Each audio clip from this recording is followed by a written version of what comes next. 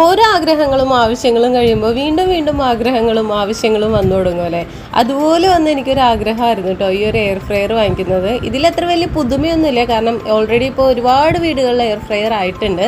അപ്പോൾ കഴിഞ്ഞ ദിവസം ലുലുവിൽ പോയപ്പോൾ ഇക്കാനെ കൊണ്ട് കൈയോടെ ഞാൻ വാങ്ങിപ്പിച്ചു കേട്ടോ.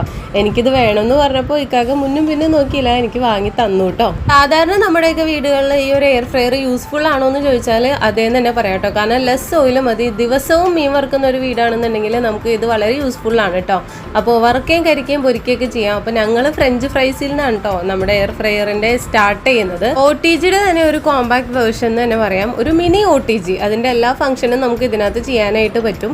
അപ്പോൾ നമ്മുടെ ഫ്രഞ്ച് ഫ്രൈസ് റെഡിയായി വന്നിട്ടുണ്ട്. അപ്പോൾ അതെടുത്ത് ആസ്വദിച്ച് ഇക്കാക കഴിക്കാണ് കേട്ടോ. സോ അതിൻ്റെ അടുത്ത് ഇത് വീഡിയോയിൽ ഇടരുത് എന്നൊക്കെ ഇക്കാക പറഞ്ഞതിന് ശേഷം പക്ഷെ ഞാനത് നേരെ പകർത്തിയിടാണ് കേട്ടോ.